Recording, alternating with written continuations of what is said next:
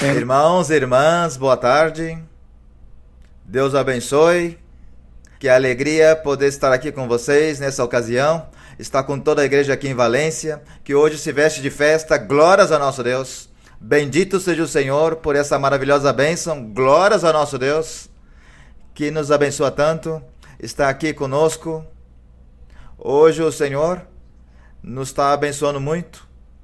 E por isso nos sentimos felizes e tão contentes, porque temos a nossa amada irmã Maria Luísa aqui conosco, a quem Deus lhe tem dado essa liderança nessa maravilhosa igreja, nesse evangelho verdadeiro, puro, completo, desse evangelho que nos leva à vida eterna. Glórias a nosso Deus. E por isso vamos dar um forte aplauso à nossa irmã Maria Luísa, com todo o nosso carinho.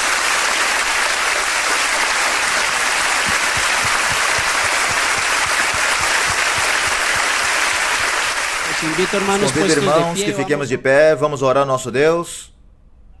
Vamos entrar em comunhão com esse Senhor grande e maravilhoso, que é o nosso Deus, a quem amamos tanto. Bendito seja o Senhor. Vamos então, irmãos, orar. Senhor Pai eterno, Deus da glória, Deus poderoso, maravilhoso, quão grande e quão poderoso és tu, Senhor. Hoje estamos aqui diante da tua presença, nesse momento, Senhor, tão maravilhoso que tu nos concede, a todos os irmãos e todas as irmãs aqui da igreja de Valência, Senhor. Aqui hoje, Senhor, tu vai se manifestar fazendo maravilhas e prodígios através de sua filha, nossa irmã Maria Luísa. Pai, te damos graças, Senhor, porque tu és misericordioso, bondoso, porque tu, Senhor Deus, tem escutado as orações dos seus filhos que têm clamado, pedindo que trouxesse a tua filha a esta cidade. E hoje, Senhor, tu está dizendo a eles que escutou as suas orações. Obrigado, Senhor, porque esse culto é para ti. Vamos te entregar esse culto, vamos cantar hinos, coros, vamos ler a Bíblia e aprender muito da sua filha amada. Que tu possas nos acompanhar nessa tarde, Deus bom, Rei da glória, Pai poderoso, recreia-se em nós, Senhor, no nome do seu Filho amado, nosso Senhor Jesus Cristo. Glórias a nosso Deus. Eu os convido agora, irmãos, que vamos ler um livro de Isaías, no capítulo 12. Isaías, capítulo número 12, versículo número 1. Vamos fazer essa leitura com toda a reverência, para a honra e glória do Senhor. Estamos hoje cheios de felicidade, vestidos de alegria. Glórias a nosso Deus. Vamos então ler em Isaías 12, versículo 1, para a honra e glória do Senhor. Diz assim: Naquele dia dirá: Eu te louvo, ó Senhor, pois ainda que te aborreceste de mim, tua indignação se afastou e me tens consolado. Eis que Deus é minha salvação, confiarei e não temerei, porque minha força e minha canção é o Senhor Deus, que veio a ser a minha salvação. Tirareis com gozo água das fontes da salvação, e direis naquele dia: Louvai o Senhor, invocai seu nome, declarai entre os povos suas obras, proclamar que seu nome é sublime. Cantai ao Senhor, pois tem feito coisas sublimes. Saiba-se isto por toda a terra. Dá gritos de júbilo e canta, ó moradora de Sião, porque grande é o Santo de Israel em meio de ti. Bendito nosso Deus. Os convido agora, irmãos, que possam se sentar e vamos cantar a nosso Deus amado, nosso Deus precioso, o hino 251, que tem como título Não Tenho Como Agradar a Jesus Cristo. Hino 251.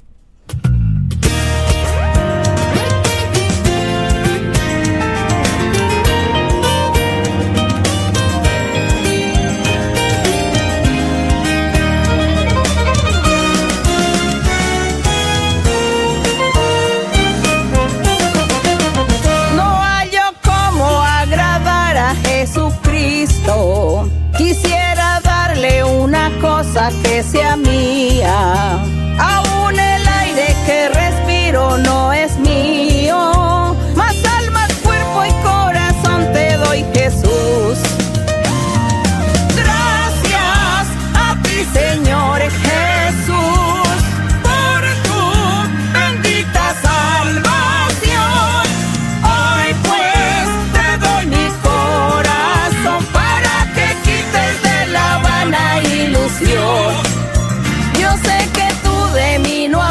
todas tus miradas, pues tú conoces mi sentarme y levantarme. Buscaba gloria en la tierra y no la hallaba, mas ahora tengo yo mi gloria solo en ti. Gracias a ti, Señor Jesús, por tu bendita salvación. Hoy pues te doy mi corazón para que quites de la vana ilusión. Son dos caminos que nos muestra tu palabra. Uno es angosto y la puerta es estrecha. Otro es más ancho y conduce al abismo. La senda estrecha, mi Jesús, yo seguiré. Gracias a ti, Señor Jesús, por tu bendita salvación.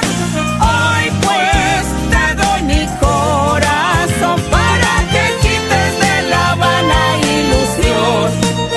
No tardes pues, Señor Jesús, tu obra en mi alma, que cuando vengas tú yo pueda estar listo. Ayúdame a velar y orar constantemente para ser libre de la gran tribulación. Gracias a ti, Señor Jesús, por tu bendita salvación. Hoy pues te doy mi corazón para que quites de la vana ilusión. Bendito tu nombre, bendito nuestro Dios. Gracias. Louvado e adorado, agora e para sempre, seja o nome do nosso Deus. Os convido agora, irmãos, que fiquemos de pé e vamos cantar coros ao nosso Deus. Vamos cantar ao Senhor. O coro 48, que tem como título A Glória do Senhor. Coro 48.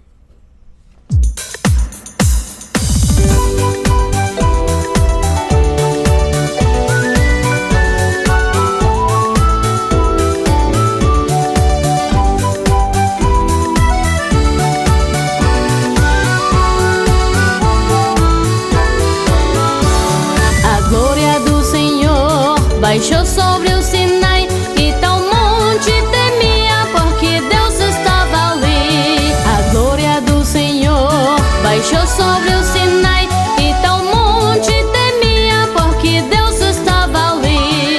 Deus estava ali, Deus estava ali e tal monte temia porque Deus estava ali. Deus estava ali, Deus estava ali e tal monte temia porque Deus estava ali. A glória do Senhor baixou sobre o Sinai e tal monte temia porque Deus estava ali. A glória do Senhor baixou sobre o Sinai e tal monte temia porque Deus estava ali. Deus estava ali, Deus estava ali e tal monte temia porque Deus estava ali. Deus estava ali, Deus estava ali e tal monte temia porque Deus estava ali.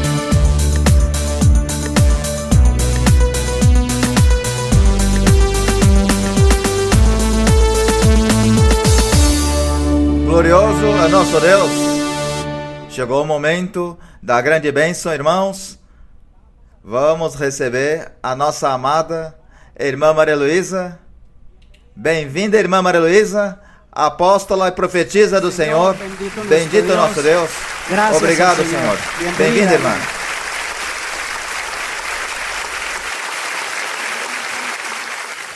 Mais uma vez, que o Senhor abençoe todos nesta tarde e para sempre. Vocês podem sentar, queridos irmãos. E bem, vamos estar hoje meditando na palavra do Senhor. Tomara que cada um de vocês possa aprofundar e refletir e prestar muita atenção no ensinamento, nas coisas que vamos falar sobre a palavra de Deus, sobre o nosso Deus, sobre um Deus vivo e de poder, sobre um Deus que nos governa, que governa o universo, que vive e existe e que nós temos muitas provas das quais não podemos duvidar da sua existência.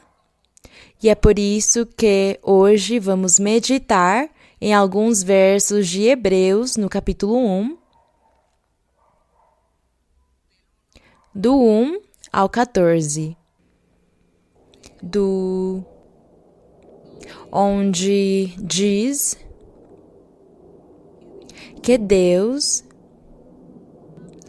falou com os seres humanos desde a criação, desde Adão e Eva. Deus criou as suas criaturas, Ele formou o homem e a mulher. O Senhor falava com eles constantemente e ensinava para eles os seus caminhos e ensinava para eles a doutrina de Deus. A Bíblia não chega a nos contar isto, mas nós imaginamos que deve ter sido assim as coisas naquela época, quando Deus segurou Adão pela mão e ensinou para ele, lhe dando ordens, lhe dando leis. E essas ordens e essas leis que Deus deu para eles era para a consciência deles, porque não ficaram escritas, não tinha ninguém para escrever, eles não sabiam escrever, mas Deus falava com eles e isso ficava no coração deles e nas suas consciências, o conhecimento do caminho de Deus e a existência de Deus. E é por isso que quando nós lemos a Bíblia, nós encontramos uma série de acontecimentos onde percebemos que Adão também ensinou para os seus filhos os valores e os mandamentos e a doutrina de Deus, a lei. Nós dizemos que a lei começou com Moisés, mas Deus, na verdade, ensinou a lei desde Adão e Eva. Ensinou para eles como conhecer os animais imundos e os animais limpos. Ensinou para eles como fazer altares para honrar e glorificar a Deus. Ensinou eles como invocar o Deus poderoso. Ele ensinou tudo para eles. E, ao mesmo tempo, Adão e os seus descendentes, de uma forma oral, tradicional, iam ensinando às suas outras gerações a existência de Deus e o caminho que devia ser seguido, e tudo ficava na consciência deles.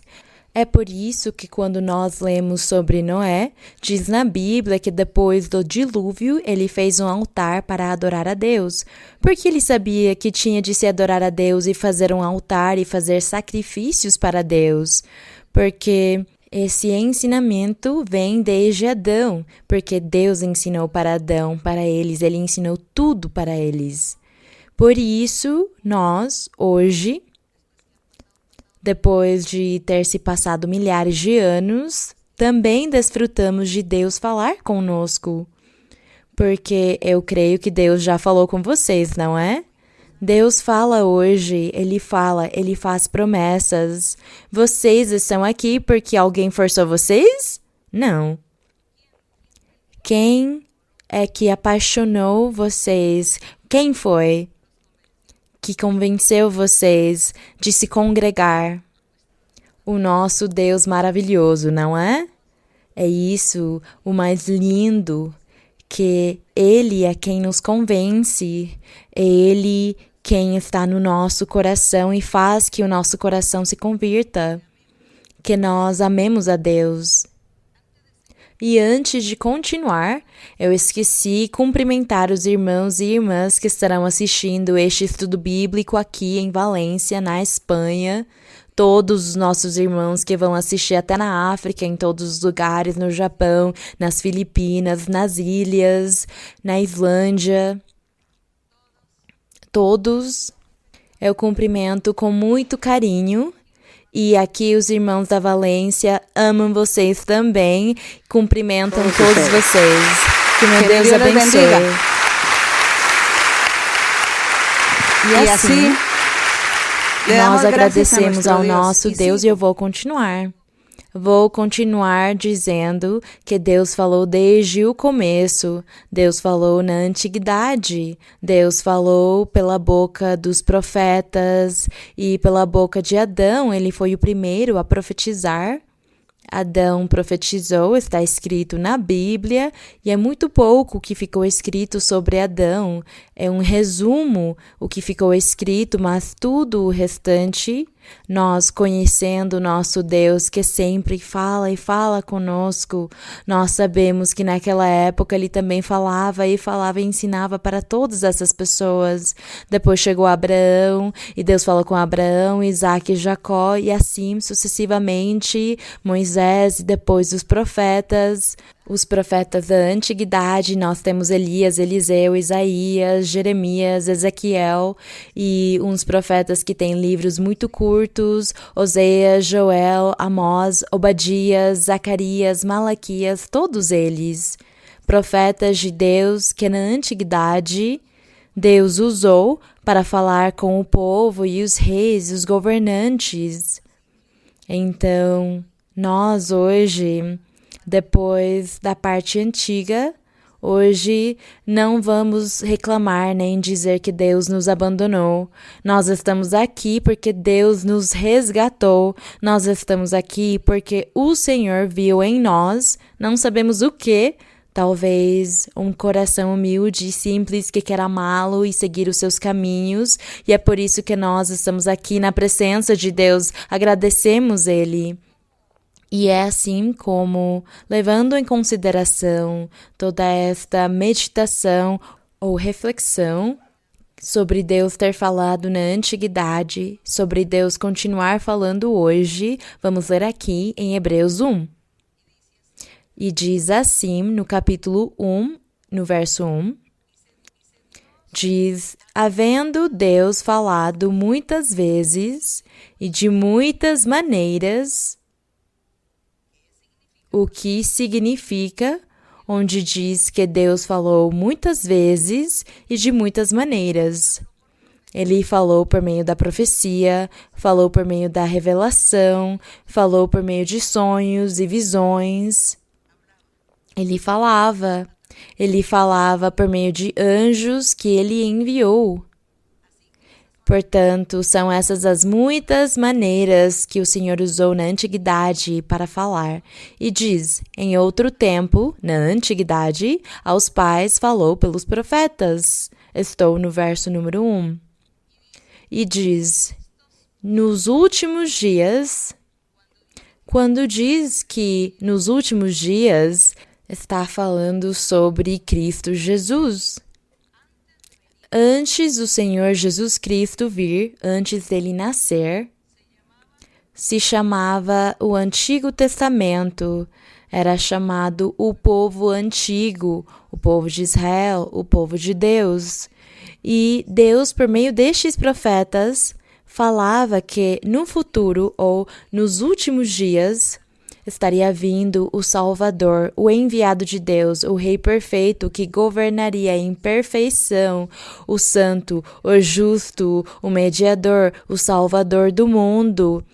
O Senhor tem todos esses nomes, e é isso o que Deus dizia por meio dos seus profetas. Vem o Salvador nos últimos dias, e esses últimos dias se cumpriram. Quando o Senhor Jesus Cristo nasceu, foi aí que a promessa se cumpriu e começaram os últimos dias. Então, nós já estamos vivendo esses últimos dias, embora há 2000 anos após o Senhor Jesus Cristo morrer, estamos ainda vivendo esses últimos dias. E quando terminará esta etapa ou esta era dos últimos dias, vai terminar o dia que o Senhor vir nas nuvens levar o seu povo, levar a sua igreja. Nesse dia vai acabar este tempo dos últimos dias. Os últimos dias são os dias depois de Cristo. É isto. Eu explico para que os irmãos entendam e quando vocês estejam lendo, possam se deleitar na leitura, possam se deleitar porque vão entender e compreender melhor e assim amar mais as coisas de Deus e se apaixonar mais de Deus. E é por isso que no verso 2 nós já sabemos agora quais são os últimos dias, que são o cumprimento da vinda do Senhor Jesus Cristo. Nos últimos dias, falou-nos Deus pelo quem? Pelo Filho, a quem designou herdeiro de tudo, e por meio do qual também fez o universo. Diz aqui que pelo universo Deus fez o seu Filho e o designou herdeiro de tudo. No 3, ele, quer dizer o Filho, ou o Senhor Jesus Cristo, que é o resplendor de sua glória. Da glória de quem? Do Pai, de Deus Pai. Eu vou ler novamente. Ele, quer dizer Cristo, que é o resplendor de sua glória, da glória de Deus Pai, sendo também a fiel representação de seu ser real. Eu sei que alguns não vão entender o que significa a representação de seu ser real. Nós somos um ser real. Eu sou um ser real. Você é um ser real. Mas esse ser tem uma personalidade, tem um nome e um sobrenome. E diante de Deus também tem um nome. É uma criatura de Deus, um ser criado por Deus.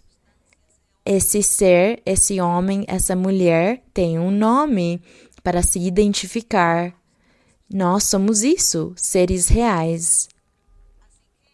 Portanto, quando aqui diz que o Senhor Jesus Cristo é o resplendor da glória do Pai e a imagem, a fiel representação de seu ser real, do que o nosso Deus é, o Senhor Jesus Cristo é a imagem de Deus.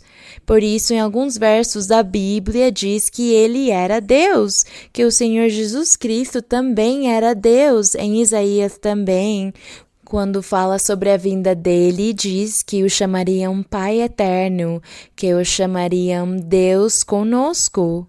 Quando o Senhor Jesus Cristo esteve na terra pregando, ele era chamado de Deus conosco. Deus nele, Deus nesse ser real, nesse corpo, que Deus tinha dado para ele um corpo de carne e osso. O Pai, Deus, era o mesmo Deus nele, o mesmo Deus se manifestando, porque para Deus não há nada impossível, e ele poderia tirar dele mesmo uma parte e colocá-la como um ser humano e lhe dar o nome de Jesus Cristo e dizer que ele era o Filho de Deus. O que nós temos de fazer é crer e aceitar este ensinamento, aceitar a forma como Deus se manifestou aos seres humanos desta forma. Nós temos de nos limitar a crer, aceitar e seguir o caminho e seguir os ensinamentos, porque nós sabemos que Deus existe sim, que Ele é vivo e que Ele é a verdade. Nós sabemos aqui que a Bíblia não mente, porque tudo o que a Bíblia diz nós temos vivido. Nas nossas experiências pessoais, nós sentimos a presença de Deus, sentimos a presença do Espírito do Senhor na nossa vida, no nosso ser. Ele nos comove, Ele move as nossas consciências, então como vamos duvidar da existência de Deus?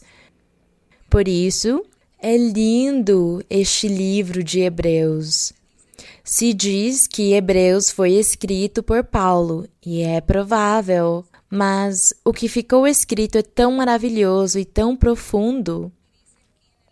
E diz aqui no verso 3, vamos continuar no mesmo verso. Diz a fiel representação de seu ser real e o que sustenta todas as coisas com a palavra de seu poder.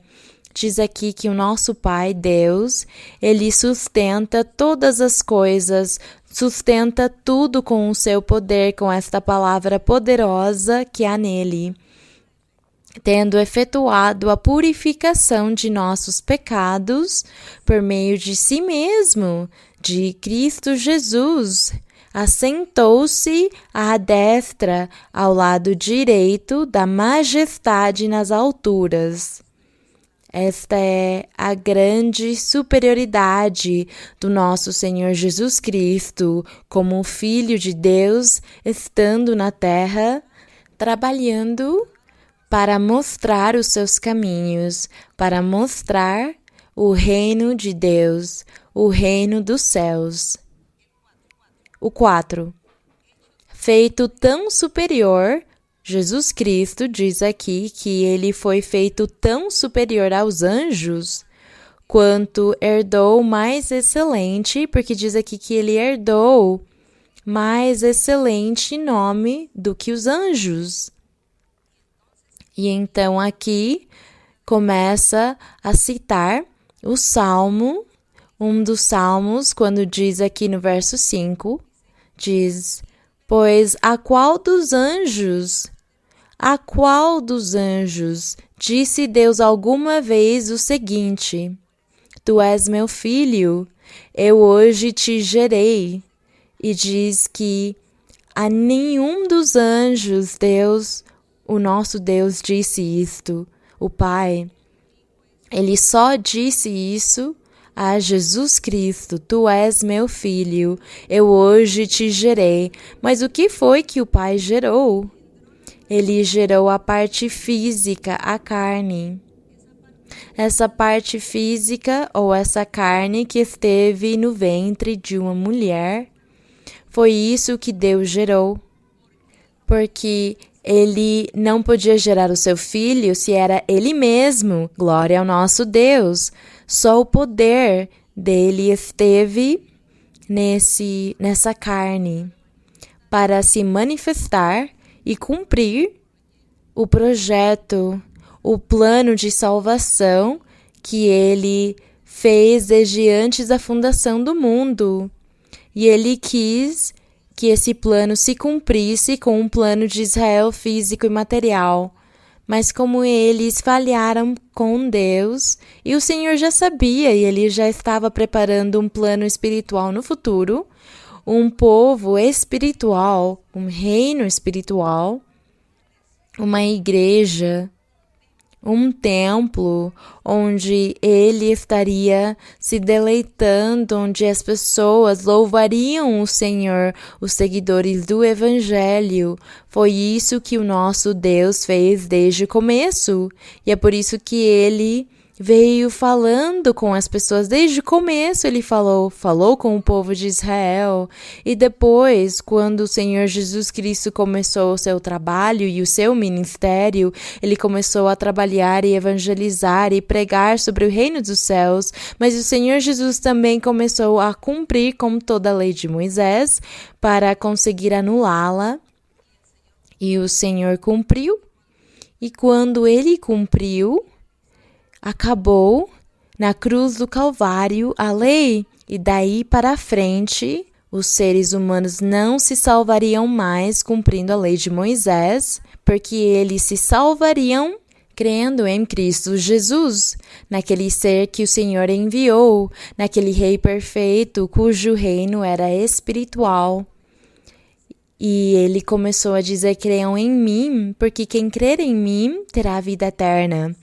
Então, foi essa a mudança que foi aparentemente drástico do material ao espiritual. Mas nós hoje estamos vivendo nesse reino espiritual e o Senhor Jesus Cristo é o nosso Rei. Ele é quem nos governa, Ele é quem é o nosso pastor divino, quem nos consola e nos ajuda a seguir em frente por meio do Espírito Santo, por meio dos dons maravilhosos que Ele enviou, porque após Ele ir embora, Ele disse, não os deixarei órfãos nem sozinhos, o Espírito Santo estará com vocês para sempre, os ajudando. Bendito seja o Senhor. Dessa forma, se cumpriu, está ainda se cumprindo, que Deus desde o começo falou com o homem e a humanidade continua falando com a humanidade. Então aqui, quando fala sobre a superioridade do Senhor Jesus Cristo como ser humano, porque ele agiu como um ser humano na terra, está aqui citando um salmo, onde diz, é o Salmo 104, e diz, pois a qual dos anjos disse Deus, tu és meu filho, eu hoje te gerei, e em outro salmo ele disse, eu lhe serei por pai, e ele me será por filho, a parte humana, se referindo à parte humana do Senhor Jesus Cristo. Porque se nós formos dizer a parte espiritual, não, porque a sua parte espiritual era o próprio Deus. E diz no verso 6, e outra vez, quando introduziu o primogênito no mundo, diz aqui que o Senhor Jesus Cristo foi o primogênito no mundo, o primeiro a morrer e ressuscitar, e ele é o primogênito entre muitos irmãos, se referindo a todos os crentes que ele ganharia para o reino dos céus. E ele, como o primogênito, teve primeiro de se batizar em água e depois ele morreu, ressuscitou e aí diz aqui que ele foi o primeiro a ressuscitar e depois os seus crentes e os seus seguidores que estariam crendo nele e que também morreriam e ressuscitariam simbolicamente. É por isso que o Senhor deixou estabelecido o batismo em água, porque é a aspiração de um ser a se comprometer com Deus e seguir no seu caminho, e se seguisse até o final da sua vida, se converteria num crente, na igreja, no povo de Israel espiritual, se converteria nesse povo perfeito que o Senhor Jesus Cristo disse que ele queria levantar. Um povo perfeito e uma igreja perfeita. Deus o disse e vai se cumprir assim. E temos a ajuda do Espírito Santo para conseguir fazer essas coisas, para cumprir esse plano divino. Agradecemos a Deus e tomara que nós façamos parte desse plano de Deus. Então aqui, ele está destacando a superioridade do Senhor Jesus Cristo como esse ser humano, esse primogênito entre muitos crentes, e diz aqui no verso 6, outra vez, quando introduziu o primogênito no mundo, diz, todos os anjos de Deus o adorem. E certamente a respeito dos anjos diz, quer dizer o conceito que Deus tem dos anjos, aquele que faz a seus anjos ventos. Então aqui está dizendo que os anjos são ventos ou ministros, que chama labareda de fogo. E no verso 8 diz, mas acerca do filho diz, quer dizer o pai fala para o filho, teu trono, ó Deus. Vocês estão vendo que o Pai está chamando o Senhor de Deus? Está chamando ele de Deus. Não está dizendo teu trono, ó Filho. Está dizendo teu trono, ó Deus, é pelos séculos dos séculos, cetro de equidade é o cetro de teu reino. Então, o nosso Deus é o Rei, esse Rei grande. Mas o nosso Deus trabalhou e trabalha de diferentes maneiras. Ele trabalha e nós, no pouco que conseguimos entender, na nossa mente tão pequena que temos, a pouca inteligência que Deus nos deu, nós entendemos que Ele trabalha como Pai, como Filho e como Espírito Santo, e Ele é um só Deus. Então é por isso que diz que o próprio Pai, quando fala do Filho, ele diz, teu trono, ó Deus, é pelos séculos dos séculos, cetro de equidade é o cetro de teu reino, amaste a justiça e aborreceste a maldade, por isso ungiu-te Deus, o teu Deus, aqui diz que é o Deus dele, com o óleo de alegria mais do que a teus companheiros, Quando fala aqui sobre companheiros, está falando tanto dos anjos, porque aqui diz que ele é superior aos anjos, mas também lembremos que além dos anjos como os companheiros dele, também estão os crentes, os seguidores do Senhor. Porque ele disse, eles são os meus irmãos, porque eu serei o irmão primogênito. E a igreja, os crentes são os meus irmãos. Então aqui nós vemos como o Senhor está dizendo que ele seria engrandecido mais do que seus companheiros. E continuamos lendo no verso 10. E tu, ó Senhor, no princípio puseste os fundamentos da terra. Aqui está dizendo que o Senhor Jesus Cristo fundou a terra desde o começo. E os céus são obras de tuas mãos. Eles perecerão, mas tu, Cristo Jesus, como Filho de Deus, permaneces. E todos eles, como roupa, envelhecerão. E como manto, enrolá-los-ás e serão trocados. Mas tu o quê? És o mesmo, e teus anos não? Porque será para sempre, porque ele é o Filho de Deus, porque ele é o nosso Deus. Bendito seja o Senhor. É um mistério muito grande, mas bem-aventurado aquele que acredita nas palavras do nosso Deus. Bem-aventurado aquele que crê nos ensinamentos do nosso Deus e não questiona, e não faz tantas perguntas, que crê somente e ama a Deus. No 14 diz, não são todos eles espíritos ministradores? É claro, todos eles são espíritos ministradores. Falando aqui também dos anjos, especialmente, enviados para serviço ou para servi-lo a favor dos que hão de herdar a salvação. Então aqui está dizendo que os anjos ministros de Deus usa eles para ajudar e servir a igreja do Senhor. Quantas vezes será que nós tivemos ao redor anjos de Deus que estão nos servindo, que nos ajudam, que estendem a sua mão para nos ajudar, que nos protegem, que nos guardam, que fazem muitas coisas. Deus enviando os seus anjos e os seus ministros, dizendo ajuda aquele, ajuda aquela, e nós não percebemos. É claro, sabemos que tudo vem da mão de Deus, e nós não ficamos pensando, será um anjo que me ajudou? Será um anjo? Não, Deus me ajudou. Seja por meio dos anjos, os ministros, ou ele diretamente, foi ele quem fez o milagre na minha vida, nas nossas vidas. É ele quem nos abençoa. A glória e a honra seja para o nosso Deus. Deus falou desde o começo. Continua falando. Hoje ele está falando por meio dos dons espirituais. O nosso Senhor Jesus Cristo está reinando nos nossos corações. E o Espírito Santo é o nosso Consolador, quem nos ensina e nos consola e nos orienta e diz para nós seguirmos em frente e não desmaiarmos, mas que tentemos mudar.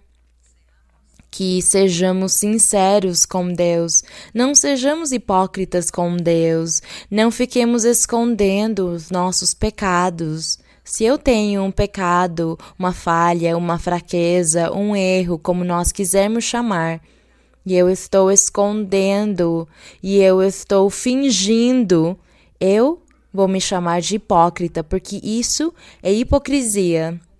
E o contrário da hipocrisia é a sinceridade, a retidão, de como eu devo andar diante de Deus, porque eu não vou prestar contas diante de um ser humano, é diante de Deus.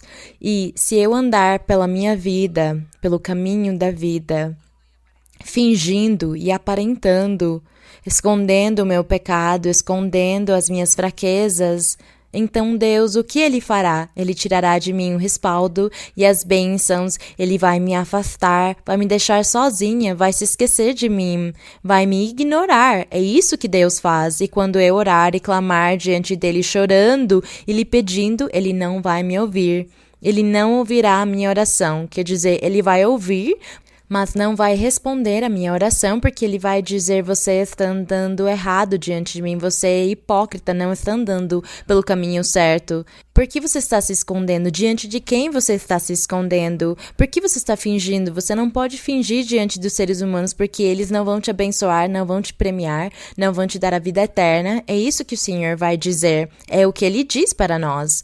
Portanto, meus queridos irmãos e irmãs, aqueles que estão assistindo este vídeo, eu aconselho vocês a serem sinceros diante do nosso Deus. Que nós não andemos sendo hipócritas, nem fingindo, que não tenhamos a arrogância, que não tenhamos essa frieza, que não sejamos implacáveis, mas que nós amemos a Deus e cumpramos os seus mandamentos. E se não conseguirmos cumprir todos os mandamentos, Ele vai nos ajudar a cumpri-los. Se nós não conseguimos tirar de nós as nossas fraquezas da nossa carne, nós dizemos para Ele, Senhor, a minha fraqueza é esta e aquela. Me ajuda a tirá-las de mim, porque eu não quero ser hipócrita contigo. Eu não consigo fingir diante de Ti. Diante das pessoas eu consigo fingir, mas diante de Ti não posso. A nossa oração deve ser dessa forma. Vocês concordam, meus queridos irmãos? Tomara que eu tenha sido clara. Às vezes eu gostaria de usar palavras retóricas e sofisticadas, mas eu acho que é melhor usar uma linguagem mais simples que eu possa encontrar para que possamos entender nós que somos as crianças no Senhor e Deus vai nos ajudar. Tomara que Deus abençoe vocês, que Ele esteja com vocês. Que Deus faça de vocês grandes mestras e mestres, que levante muitos profetas e profetisas, muitos evangelistas, muitos pastores, pastores com maiúscula, como esse pastor de Israel chamado Cristo Jesus. Tomara que o Senhor levante em todas as igrejas e em todas as congregações esses ministros para a perfeição dos crentes e para servir ao nosso Deus com todo o coração e conseguir ir e evangelizar pelo mundo, levando o poder de Deus, levando todas as ferramentas e os instrumentos necessários para servir ao Senhor com todo o coração. Que o meu Deus abençoe vocês. Vamos cantar ao Senhor? Vamos cantar esse coro que diz: que maravilha que Cristo me encontrou. É claro que o coro diz: que maravilha que Cristo me achou. Que maravilha! Nós não vamos desapontar ao nosso Deus, não é? Vamos cantar assim, sim, a música. Qué maravilla que Cristo me halló y por su gracia mi alma salvó. Qué maravilla, me infunde alegría, pues todas mis culpas su sangre borró. Qué maravilla que Cristo me halló y por su gracia mi alma salvó. Qué maravilla, me infunde alegría, pues todas mis culpas su sangre borró. A glória seja para o meu Senhor, que seja assim, graças ao Senhor, graças ao nosso Deus. Vocês podem sentar, irmãos, e agora vamos começar as nossas perguntas. Bem, vamos começar. Boa tarde, irmã Maria Luísa. Bem-vinda a Valência. A pergunta que vou fazer é a seguinte: a senhora nos tem falado nos estudos bíblicos de maneira frequente há duas ideias fortes. Uma que Deus é amor e fogo consumidor, e outra que Deus é o mesmo ontem, hoje e sempre. Depois de ler o Antigo Testamento várias vezes e o Novo Testamento, e eu queria chegar a uma conclusão, e é que o fogo consumidor é o castigo pela desobediência, prolifera no Antigo Testamento, e no Novo Testamento quase não aparece o fogo consumidor. O Novo Testamento prevalece a ideia de que Deus é amor. No Antigo Testamento temos vários versículos sobre esse fogo consumidor, esse castigo que é quando Deus fez chover sobre Sodoma e Gomorra enxofre e fogo. Também em outras ocasiões, quando pecavam diante do Senhor e dizia que saía fogo de Jeová e os queimava e morria diante de Deus. Há muito mais exemplos. No Novo Testamento, todavia, se diz que Deus é amor, e quem permanece em amor, permanece em Deus e Deus nele.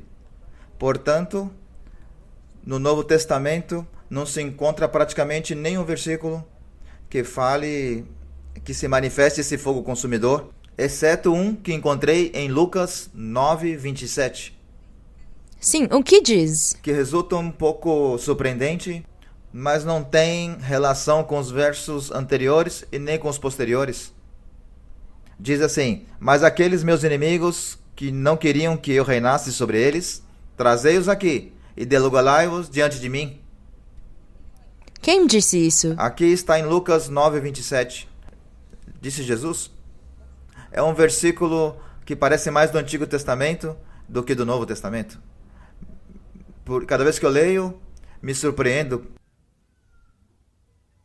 Aqui está falando sobre uma parábola, a parábola das 10 minas. Diz que o Senhor é que uma parábola é uma ilustração, é uma representação simbólica, é uma forma de falar, é uma metáfora, quer dizer, uma forma de falar, de dar um sentido que representa uma coisa física e material. São essas as metáforas. Bem, aqueles que estudam a retórica e as figuras literárias, elas têm nomes, têm metáforas, analogias. Nesse momento são umas 16 que eu acabo me esquecendo, mas são formas de falar simbolicamente. O Senhor Jesus Cristo nunca falava diretamente, ele nunca dava um ensinamento direto. Era por meio de representações, por meio de metáforas, por meio de alegorias, de semelhanças, de comparações. E por meio de todas estas parábolas que são uma representação simbólica de uma coisa que poderia acontecer com alguém, e ele dizia que isto podia acontecer com aqueles que estavam tentando buscar o reino dos céus, os obedientes e os desobedientes. O Senhor falava sempre dessa forma para que as pessoas não entendessem facilmente. Por isso os apóstolos diziam a Jesus: por que falas com eles por parábolas? Eles não entendem. E o Senhor dizia: eu falo com eles por parábolas, quer dizer, por representações ou figuras ilustrativas. Falo com eles dessa forma porque nem todos merecem entender a minha doutrina. Nem todos, porque eles são rebeldes, incrédulos, duros de coração, e por isso eu os castigo dessa forma. Falo com eles por parábolas para que não entendam. Eles escutam, mas não conseguem entender o que eu estou ensinando. Somente a vocês, ele disse aos apóstolos, eu falarei claramente para que vocês entendam, porque vocês estão me seguindo. O Senhor falou dessa forma. Então o que o irmão leu aqui é a parábola das 10 minas, uma representação simbólica. E está dizendo o Senhor no verso 12, um homem nobre foi a um país distante, diz aqui, para receber um reino e voltar. E chamando 10 servos seus, deu-lhes 10 minas e disse-lhes: negociai até que eu venha. Diz aqui, mas seus concidadãos o odiavam o rei, o homem nobre, e enviaram atrás dele uma embaixada dizendo: não queremos que esse reine sobre nós. Acontece que ele voltou, depois de receber o reino, mandou chamar aqueles servos aos quais tinha dado o dinheiro para saber o que havia negociado cada um. E no 16 diz, apresentou-se o primeiro dizendo: Senhor, tua mina produziu mais 10 minas. E o outro lhe disse, no verso 18, veio o segundo dizendo, Senhor, tua mina produziu 5 minas. E a este disse, tu também estarás sobre 5 cidades. Veio o outro dizendo, Senhor, aqui está tua mina, a qual guardei num lenço. Está aqui, eu vou te dar de volta. E o Senhor ele lhe disse, porque tive medo de ti, já que és homem exigente. Ele estava dizendo para esse rei X, que tiras o que não puseste e ceifas o que não semeaste. Como tu eras assim, eu não trabalhei a tua mina e a tua mina não teve nenhum ganho. Então o que disse o rei?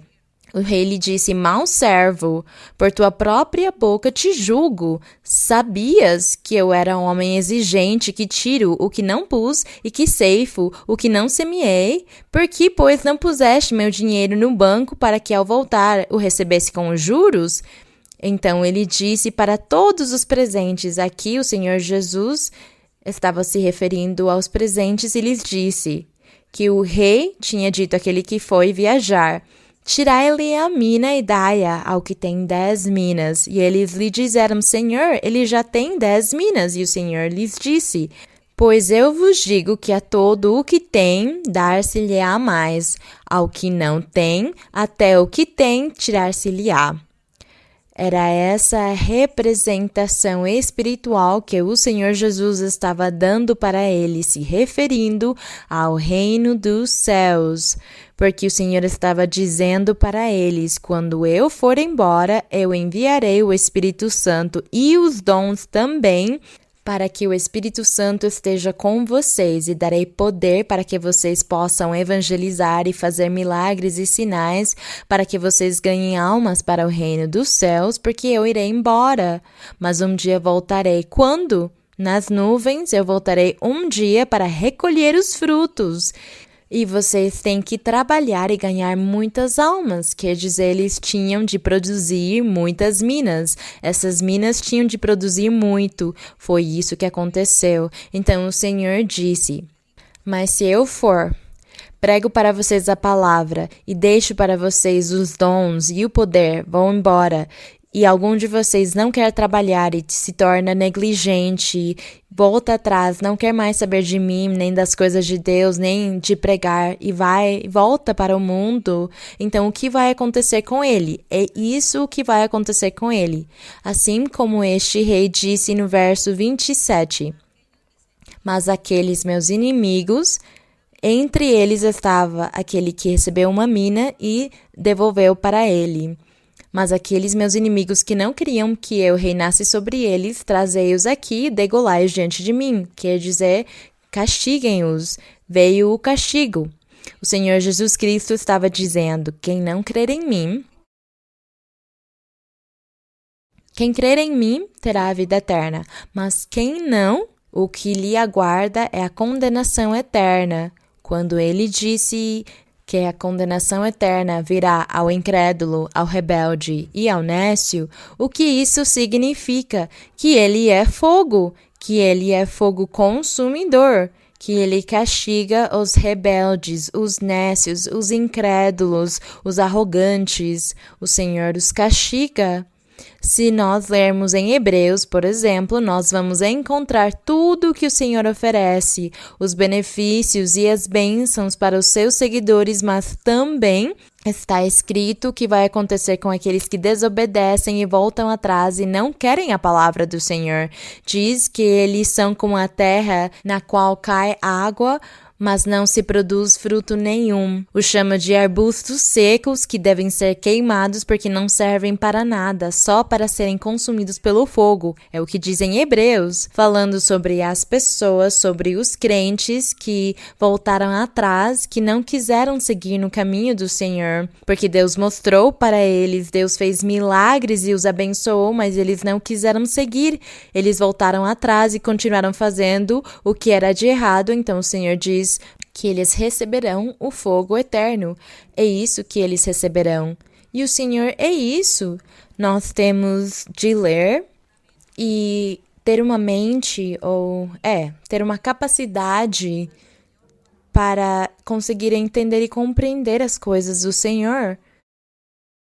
Porque há muitas coisas que nós lemos e não percebemos. Mas o Senhor, por causa da pergunta que o irmão fez no começo, que na Bíblia diz que Deus é amor. Deus é amor para os que fazem o que é bom, o que é justo, o que é reto, para os obedientes, para os que creem e cumprem os mandamentos do Senhor. Então, aí Deus é amor. Mas aqueles rebeldes e nécios, detratores, que negam as coisas de Deus, não creem e não querem seguir, o Senhor, ele se enraivece e ele castiga. Então, por isso diz que ele é um fogo, que o Senhor, o nosso Deus, ele é um fogo. Diz na Bíblia que ele é fogo, e o fogo queima e purifica. As pessoas que fazem a vontade de Deus, que amam a Deus, eles passam pelo fogo para serem purificados, porque diz na Bíblia que a prata e o ouro passam pelo fogo e se purificam para saírem sendo prata e ouro legítimos. E são assim as pessoas que buscam a Deus e fazem a vontade de Deus e cumprem os seus mandamentos, elas passam pelo fogo e esse fogo os purifica. Mas os desobedientes, os incrédulos, aqueles que rejeitam a palavra de Deus, eles passam pelo fogo, mas eles se queimam. Eles não se purificam. Eles se queimam porque eles não tinham nada de Deus. Aquele que tem de Deus se purifica como a prata e o ouro. Vocês estão percebendo que Deus é fogo? Que o Senhor é fogo para bons e maus. O Senhor é amor. Também para os bons e para os maus. Porque o Senhor, aos bons, com eles ele é muito misericordioso e abençoa, mas com o outro, o Senhor o repreende, lhe dá oportunidades, lhe faz chamados de atenção, lhe faz admoestações de alguma outra forma, mas se a pessoa não obedece, o Senhor permite que seja castigado. Então, o castigo não é somente no Antigo Testamento, no Novo Testamento também é o mesmo. O Senhor nos dá o seu Espírito Santo, mas nós temos de sermos obedientes. Se não fosse assim, então por que nós estamos pregando o Evangelho? Nós estaríamos perdendo o tempo. Sabem por quê? Porque todos seríamos iguais e Deus estaria nos vendo a todos igualmente, porque estamos na era do Evangelho do Senhor Jesus Cristo. Estamos na era onde as pessoas dizem, eu creio em Cristo, eu creio nele, eu creio que ele é o Filho de Deus e que ele é o Salvador. Então todos estaríamos correndo direto para a vida eterna e não teria necessidade de pregar sobre o Evangelho, nem sobre o pecado, nem sobre os mandamentos, porque nós já estaríamos na era do Evangelho e isso seria suficiente e todas as milhares e milhares de pessoas que estão no mundo estariam todas indo para o reino dos céus e nós aqui estamos perdendo tempo, então. Deveríamos nos juntar com o restante e seguir a nossa vida. Claro que não, nós temos de lutar.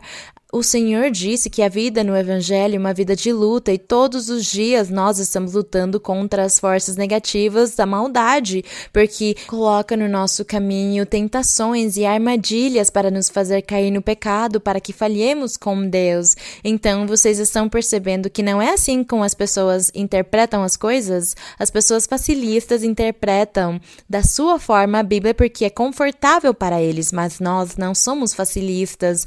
Nós, pelo contrário, estamos buscando e sabemos que o caminho para muitos é um caminho difícil para os fracos, para os que não querem mudar, para os que querem persistir no pecado. O caminho de Deus é difícil, mas para o que ama Deus e o busca de coração, o caminho de Deus é fácil. Então, nós estamos vendo todas as formas, as maneiras de pensar, de agir. Então, não sei, irmão, se você quer continuar fazendo a sua pergunta. Sim? Sim, irmão. Me permite outra pergunta, sim, por irmão. favor? Mas tomara, irmão, que tenha ficado claro para você. Sim, perfeitamente. Isso. E também uma outra coisa, irmão. Eu sei que você lê a Bíblia, você lê muito a Bíblia, mas a cada vez que você comece a ler a Bíblia, ore para Deus e peça, Senhor, eu lerei aqui essas passagens e eu quero fazer a tua vontade e te agradar e te amar. Eu quero receber os dons espirituais, eu quero te servir. Então me dá inteligência para conseguir entender o que eu estarei lendo, porque o inimigo, o diabo, não quer que você entenda nem compreenda, porque você está se esforçando muito em aprender da Bíblia, das coisas de Deus, mas o diabo está colocando muitas ataduras e muitas armadilhas em você, colocando dificuldades, e o diabo está ali colocando pensamentos para que você questione. Você às vezes questiona muitas coisas, mas você não pergunta para ninguém, não diz para ninguém, você guarda no seu coração.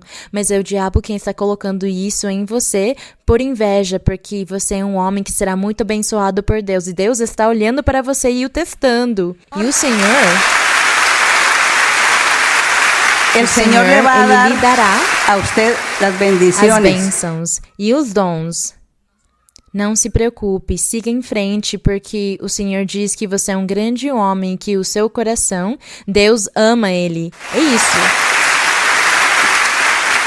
La A pregunta, pergunta. la A otra outra pregunta. A outra pergunta se refere à graduação ou qualificação, se existe uma qualificação de pecados, assim como os delitos e as faltas, que tem qualificação de faltas mais leves ou delitos mais graves ou menos graves. Se também, no mundo espiritual, existe também pecados mais graves, digamos, por exemplo, o homicídio, e pecados menos graves, por exemplo, o adultério. Bem, nós muitas vezes vemos coisas como sendo graves e nem tão graves. Contudo, eu conto para vocês que quando nós dizemos, como eu não estou cometendo um pecado grave, eu não estou adulterando, não estou matando, nem estuprando, nem cometendo um homicídio, eu não estou roubando, então, provavelmente Deus, ele está ignorando o que eu faço. Mas você, que acha que está andando bem, mas no seu coração tem rancor, você é temperamental, como se diria, mal-humorado? Você é mal-humorado, você é temperamental, tem um temperamento forte, talvez diz mentiras pequenininhas, engana as pessoas, engana a sua família com as mentiras pequenininhas e prejudica os outros, faz mal para os outros, não há sinceridade, tem inveja. E você pode pensar, mas são pecados pequenininhos e até podem ser pequenos. Mas sabe de uma coisa? Deus não te dará a perfeição espiritual nem os dons espirituais pelos pecados pequenininhos que há no seu coração.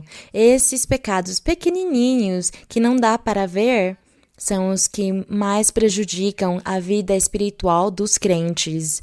Porque se nós formos ver, os crentes não vão estuprar, nem matar, nem cometer homicídios, eles não vão fazer essas coisas, porque é desses pecados que a pessoa primeiro vai se afastar, do roubo, de furtar. Eles se afastam primeiro disso, mas aqueles pequenininhos ficam no coração, aqueles que ninguém vê, aqueles onde eu finjo, onde eu estou fingindo na igreja que não tenho eles, mas eu tenho no coração e Deus sabe disso.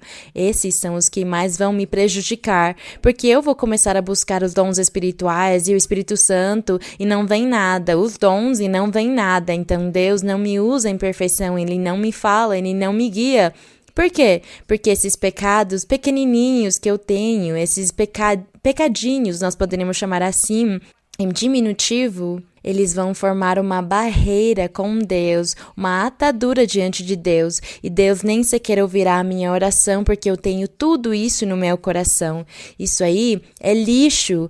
É como minhocas. Não dizemos às vezes que as pessoas têm minhocas na cabeça? Isso quer dizer ideias e pensamentos que não servem, que não levam a lugar nenhum.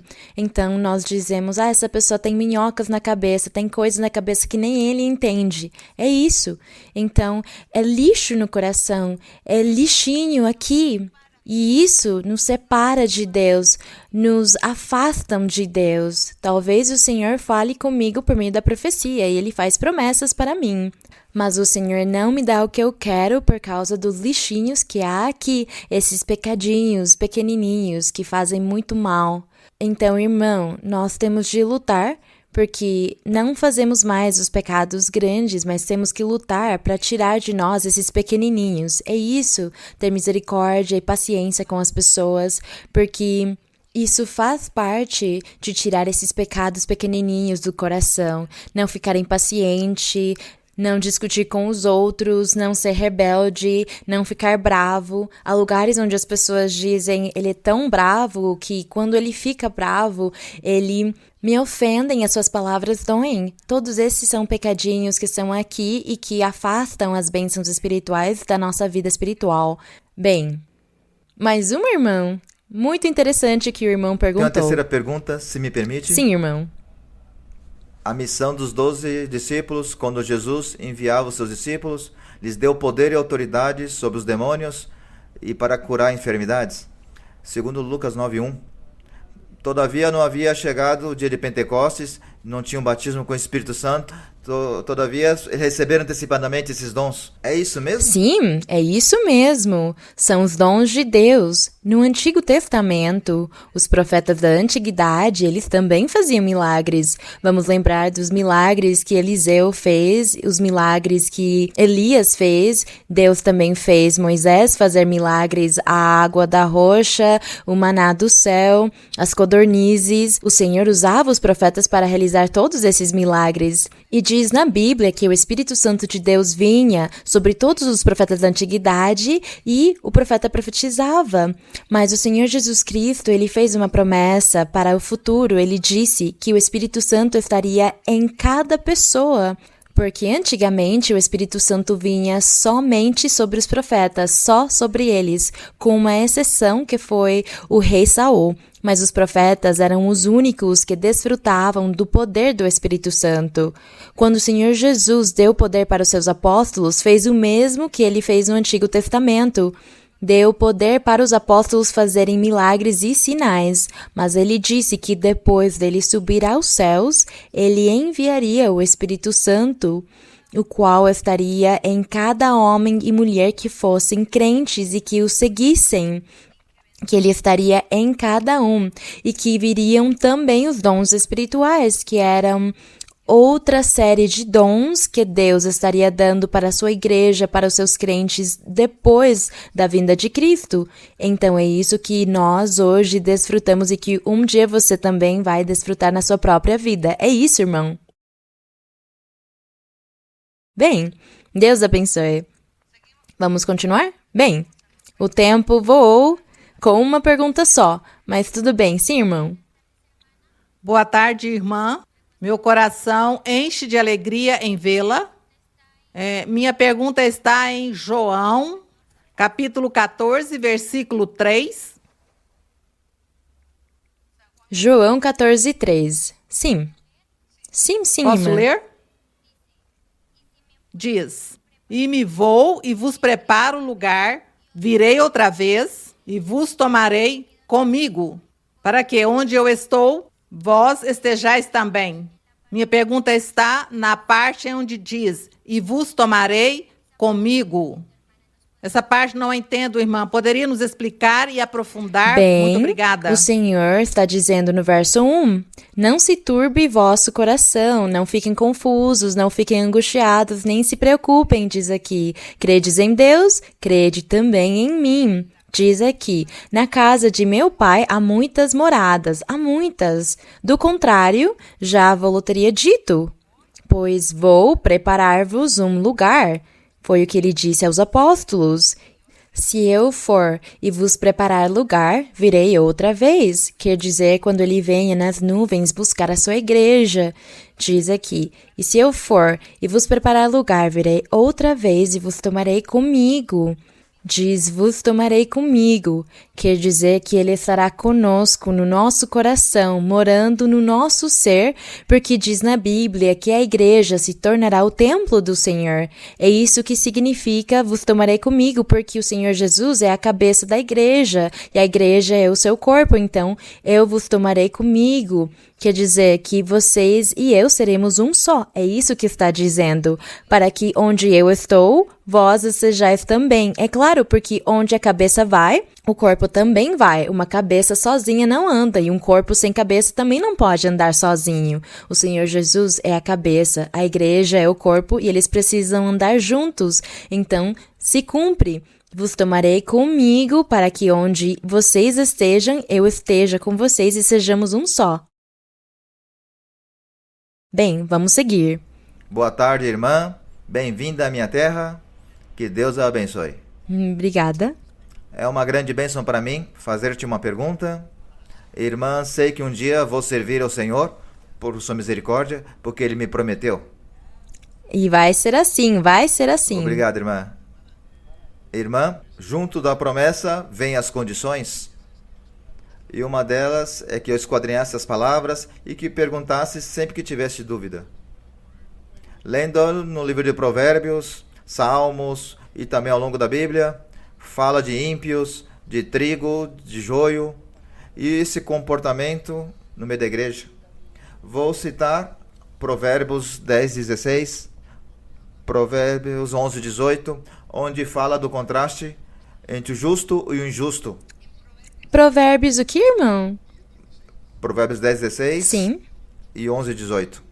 E também Mateus 13, do 24 ao 30, onde fala da parábola do joio e do trigo. Se parece bem, irmã, posso ler em Provérbios? Provérbios 10, versículos 16 diz assim: A obra do justo é para a vida, mas o fruto do perverso é para o pecado. Em Provérbios 11, 18, o ímpio consegue um falso salário, mas o que semeia justiça certamente terá galardão.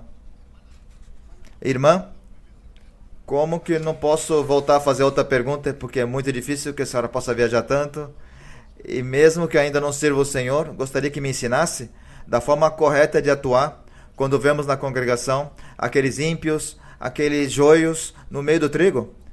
Em ocasiões, os pastores não podem chegar e ter conhecimento devido ao trabalho, porque às vezes é muito difícil conseguir falar com todos. E alguns crentes fazem assim indiferença aos ensinamentos e todavia, irmã, que levam o dom da profecia como um dom de adivinhação. Obrigado, irmã, que o Senhor abençoe e Valência inteira lhe ama no Senhor.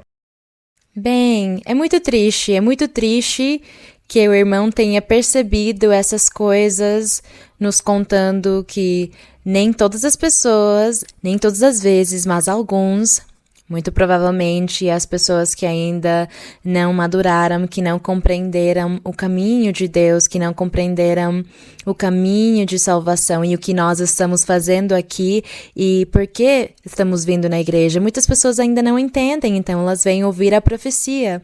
E nós não vamos questionar essas coisas, porque nós sabemos que aqui não ensinamos que é adivinhação, nem que tem que vir aqui para ver o que Deus vai lhe dizer, porque nós sabemos que quando Deus fala com uma pessoa, não somente lhe ensina, lhe admoesta, lhe guia, lhe faz um chamado de atenção. Deus não somente faz isso, mas o Senhor também está fazendo um milagre no coração dessa pessoa e a transforma. É isso que nós temos visto quando as pessoas enxergam as coisas de Deus como adivinhação, e são muito poucos, devem ser muito poucos os que fazem isto, é porque são pessoas que têm perturbações mentais. E quando eles vêm na igreja, eles provavelmente entendem a profecia como adivinhação e eles não mudam, não há uma mudança de vida, eles continuam na sua vida pecaminosa, não há arrependimento na vida deles. Então, o que nós temos de fazer é ter paciência com essas pessoas. E aqueles que têm a imposição das mãos e os dons, o seu dever é impor as mãos nessas pessoas, orar por eles e repreender os espíritos nela para que essa pessoa possa mudar e não entenda a profecia como adivinhação, mas ela possa se arrepender e ter uma melhor vida. É isso que nós fazemos sempre. E sobre a outra questão, é que, por exemplo, o Espírito Santo, é que nós pedimos os dons espirituais e pedimos para o Senhor nos batizar com o seu Espírito Santo, mas se lembrem que quando às vezes demora em se cumprir, às vezes é porque é vontade de Deus quem já colocou um tempo determinado para abençoar a pessoa. Mas nós às vezes queremos que seja agora, então temos de nos examinar nos examinemos para que, como eu disse antes, não se tenha pecados ocultos, que são pecados ou pecadinhos, como as pessoas chamam, que fazem muito mal, que prejudicam muito as pessoas, nos fazem mal. Por quê? Porque Deus se afasta um pouco, então Deus não nos abençoa. Alguma coisa está acontecendo comigo, alguma coisa está acontecendo, eu estou falhando com o Senhor em alguma coisa, não consigo saber onde eu estou falhando com Deus, estou orando e pedindo para Ele me mostrar, para Ele me revelar no que eu estou falhando, porque eu vejo que o Senhor não está respondendo as minhas orações, que Deus não está me ouvindo, que Deus não está me abençoando, nem me dando o que eu tanto estou pedindo. Então há alguma coisa de errado em mim. É isso que temos de fazer, nos examinar e pedir para Deus nos revelar onde estamos falhando. Mas o irmão também, você falou sobre os ímpios e as pessoas desobedientes, e os ímpios são pessoas que depois de terem ouvido as coisas de Deus e depois de ter a certeza que Deus está neste lugar e que falou com eles e que os convenceu e as pessoas andaram bem diante de Deus, elas voltam atrás e falam mal e negam a palavra de Deus e dizem que é mentira tudo o que fazemos aqui e o que ensinamos aqui é uma mentira, que não é de Deus, e vão embora infectando muitas pessoas com essas ideias. São esses os ímpios, mas também são muito poucos os que eu, na minha experiência, tenho visto. Muito poucos em nível geral da igreja, pessoas que nós possamos realmente chamar de ímpios. Os outros não são ímpios, são só pecadores. Os pecadores são as pessoas que ainda não chegaram ao conhecimento de Deus.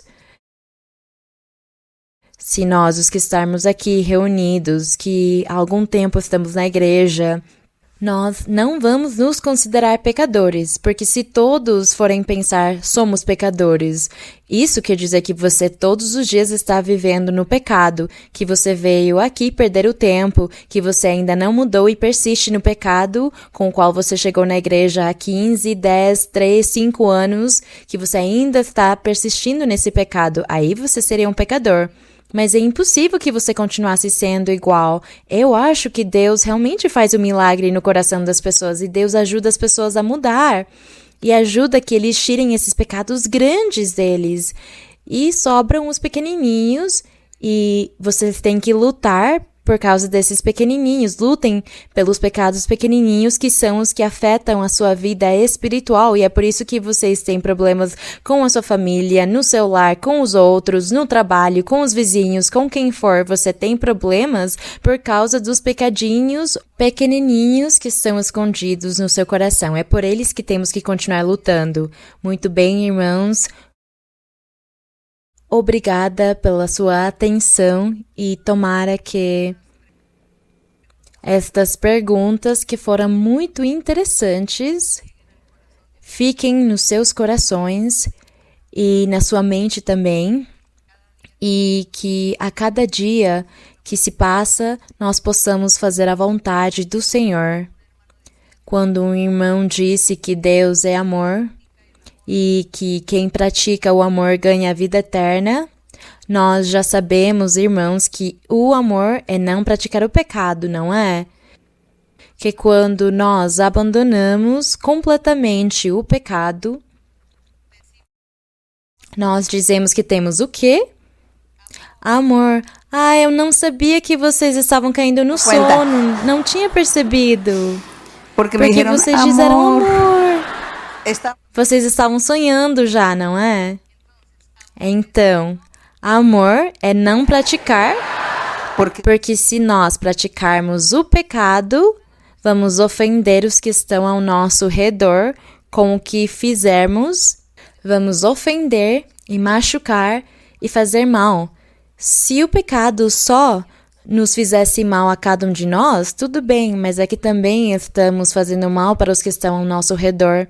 E seria muito bom que nós analisássemos pecado por pecado, até onde prejudica o nosso próximo, e assim entenderíamos melhor o porquê Deus não quer que façamos isso. Assim, não machucaríamos ninguém, nem ofenderíamos ninguém, nem faríamos mal para ninguém e viveríamos a vida que Deus quer que nós vivamos. Ele quer isso, o amor. Então, É isso o que nós vamos pedir ao Senhor e vamos orar ao Senhor e vamos agradecer ao nosso Deus pelo dia de hoje e vamos pedir ao Senhor nos ajudar para que nós possamos agradá-lo em tudo. Não se esqueçam de ler a Bíblia. Temos de ler a Bíblia uma e muitas vezes. Nunca, nunca, nunca vamos deixar nem nos cansar de ler a Bíblia. O Espírito Santo sempre vai nos dizer, leia a Bíblia. Vocês terminem de ler a Bíblia e comecem novamente. Leiam com profundidade, com o coração, com os seus 5 ou 6 sentidos. Leiam para encontrar as respostas e encontrar a doutrina e encontrar como nós temos de mudar para agradar ao Senhor e dessa mesma forma Ele vai nos ajudar também. Muito obrigada, vamos orar ao Senhor e pedir ao Senhor que Ele se manifeste com milagres, com sinais, com prodígios e curas. Vamos pedir ao Senhor também, orando pelas bruxarias e pelas feitiçarias, porque há tanto disso em todos os lugares em nível mundial. Há muita bruxaria, o espiritismo. Há muitas dessas coisas que fazem tanto mal aos seres humanos, nos prejudicam tanto essas coisas e nós vamos pedir ao Senhor que Ele nos dê poder para que nós também possamos orar pelos nossos irmãos, pelas pessoas ao nosso redor, para que o Senhor liberte de todas essas ataduras, de todas essas maldições, porque o mundo está cheio de maldições, de espíritos maus, de feitiços, de todas essas maldades, a parte negativa da parte do nosso inimigo. E a nossa luta é difícil, então temos que pedir ao Senhor que Ele nos ajude a mudar para que Ele esteja conosco e nos respalde também nas nossas orações para que possamos orar pelas nossas famílias e amizades e todos os que sofrem, tanto de doenças físicas como de doenças mentais e psicológicas. Vamos orar? Pai Celestial, Santo Pai, Eterno Deus, Criador dos céus e da terra, o nosso Deus poderoso, o nosso Rei, o nosso Senhor, nós estamos diante de Ti e Tu tens nos colocado no Teu caminho, nos trouxeste à Tua presença e nos guias e nos orientas com a Tua mão poderosa, com o poder do Teu Santo Espírito, com os dons espirituais que nos deste. E Tu, Senhor, estás segurando nas nossas mãos. Senhor, te agradecemos pelo Teu amor e pela Tua misericórdia. Te agradecemos pelo Teu perdão. Te agradecemos por nos consolar, porque nós sempre temos vivido em aflição, em ataduras, em prisões. Vivíamos sendo perturbados pelo maligno e sozinhos, destruídos na vida, no mundo, mas Tu nos resgataste, Senhor, e nós estamos diante da Tua presença. Ouve as nossas orações, ouve a nossa palavra, a nossa oração, os nossos pedidos que estamos fazendo diante de Ti. Tudo o que estamos Te pedindo, Senhor, Te pedimos misericórdia. Te pedimos que ouças a oração, que nos respondas, que nos des respostas, que estejas conosco em todos os momentos da nossa vida. Tira as angústias, tira a tristeza, tira a amargura, tira a desolação da alma, o sofrimento, toda doença física, toda a dor nos nossos corpos. Tira tudo isto, Senhor. Tira, Senhor, todas as doenças que não têm cura e aquelas doenças que a ciência médica ainda não conseguiu curar. Meu Senhor, também tira a parte das doenças psicológicas. Destrói, Senhor, todas as bruxarias e feitiçarias, todas as maldições, das quais a maior parte de nós temos sido escravos presos elas, objeto do inimigo, usando bruxos e feitiçarias e maldições que roubam a paz, que roubam a felicidade, que destroem a vida dos seres humanos, a sua vida física, material e psicológica também. Santo Pai, nos ajuda a todos a seguirmos no caminho reto, a seguirmos no caminho da perfeição. Nós queremos fazer a Tua vontade, queremos trabalhar na Tua vinha. Queremos ser obreiros que não tenham vergonha de Ti e do trabalho que fazem para Ti. Queremos ser corajosos e esforçados. Queremos, Senhor, Te agradar em todos os nossos caminhos que tens nos mostrado, nestes caminhos, nestas vias que estamos andando. Queremos Te agradar e louvar o Teu nome, Te engrandecer, Te honrar para sempre. Louvar o Teu nome e Te glorificar no meio da congregação. Te adorar, Senhor, e Te honrar é o que queremos, e fazer a Tua santa vontade. Nos ajuda, Senhor, nos mostra o caminho a cada dia, nos guia e nos orienta e nos ensina, e tira, Senhor, toda a fraqueza e todo o erro, destrói toda a maldade e a inveja do diabo. Senhor, olha quantas pessoas estão sofrendo e têm problemas e dificuldades na sua vida. Para alguns faz falta trabalho, para alguns faz falta dinheiro, eles têm dívidas. Outros não têm saúde para trabalhar. Outros não têm trabalho, outros não recebem um salário do seu trabalho. Eu te peço, Senhor, que estendas a Tua mão poderosa, que abençoes cada um, que abra as portas de bênção e também tires tristezas e amarguras, que tires doenças físicas e doenças psicológicas. Santo Pai, estende a Tua mão, faz milagres e sinais como nos prometeste, Senhor, que estarás Te manifestando no meio da Tua congregação. Limpa os corações, liberta, Senhor, corta as ataduras, limpa todas as mentalidades, Senhor, destrói a obra do maligno. Obrigada, Santo Pai, obrigada, Pai Celestial, no nome glorioso de Jesus Cristo, Teu Filho amado. Para Ele a honra, a glória e o louvor para sempre. Estende a Tua mão abençoando cada um, Senhor, prosperando eles nas suas vidas espirituais e materiais. Prospera eles nos seus caminhos, Senhor. E também envia e derrama o Espírito Santo. Derrama os dons espirituais sobre cada um. Envia o Teu poder, o batismo com o Espírito Santo em muitos. Desce com poder. Desce com poder, Senhor. Desce com o poder do Espírito Santo. Envia os dons espirituais. E limpa e purifica.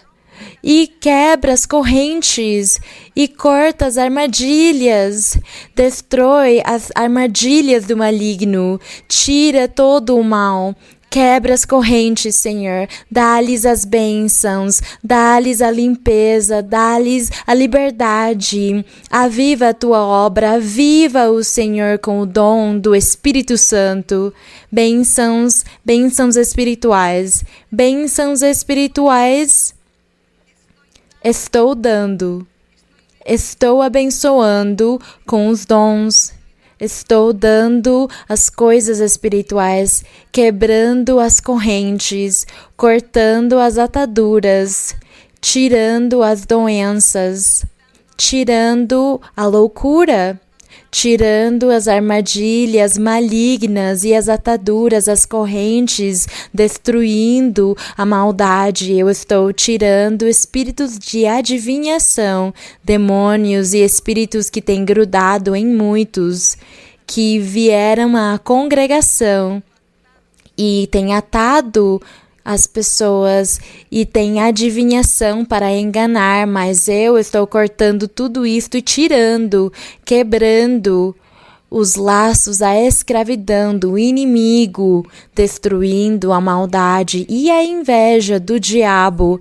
Eu estou fazendo curas, eu estou abençoando com as coisas espirituais, eu estou tirando a miséria de muitos, eu estou dando trabalho para muitos, portas abertas de trabalho, dinheiro chegará para muitos que precisam, prosperidade econômica. Eu estou providenciando as necessidades, porque vocês viverão alegres e confiantes no meu poder, buscarão o meu rosto e vão me servir e vão me seguir, e andarão nos meus caminhos e se converterão, e estarão andando, buscando o poder do alto e evangelizando e buscando o caminho da perfeição e caminhando no caminho reto. Bênçãos e triunfos vêm para muitos, mudanças para muitos. Quebrantarei as correntes e tirarei a maldade e a inveja do inimigo. Estarei providenciando toda necessidade, tirarei doenças. Eu estou curando de câncer muitos, e eu estou tirando a maldade e o flagelo que muitos têm sofrido. Há muita bênção, há prosperidade, progresso e vitória, e triunfos há para muitos. Bendito Deus Todo-Poderoso, bendito seja o Senhor, bendito seja o meu Pai Celestial, bendito seja o Rei que vive e reina pelos séculos dos séculos. Te agradecemos, Senhor e Deus, te agradecemos, Pai, te agradecemos, Senhor. A tua misericórdia é para sempre e o teu amor é eterno. Te agradecemos, aleluia, poderoso, poderoso é o Senhor. Glória seja para o Rei, para sempre. Glória ao Senhor, glória ao meu Deus, glória ao Senhor. Agradecemos a ti, Senhor, te agradecemos, Senhor, te agradecemos. Louvores sejam para o Rei, glória a Deus, glória ao meu Rei, glória ao Rei para sempre, aleluia. El gozo del Señor mi fortaleza es. El gozo del Señor mi fortaleza es. El gozo del Señor mi fortaleza es. Y su gozo sin medida Él me da. Si tienes ese gozo puedes tú cantar. Si tienes ese gozo puedes tú danzar. Si tienes ese gozo puedes tú gritar. Y su gozo sin medida Él te da. El gozo del Señor mi fortaleza es. El gozo del Señor mi fortaleza es. El gozo del Señor mi fortaleza es. Y su gozo sin medida Él me da. Si tienes ese gozo puedes tú cantar. Si tienes ese gozo puedes tú danzar. Si tienes ese gozo puedes tú gritar. Y su gozo sin medida Él te da. Bendito seja o nome do Senhor. Agradecemos o nosso Deus. Deus abençoe. Até mais. Até mais. Até a próxima vez. Deus abençoe todos. O Senhor ofereceu muitas bênçãos e muitos milagres no dia de hoje, não somente para a igreja aqui, mas para todos os que vão assistir o vídeo, vão beneficiar-se dessas promessas maravilhosas. Então agradecemos o nosso Deus.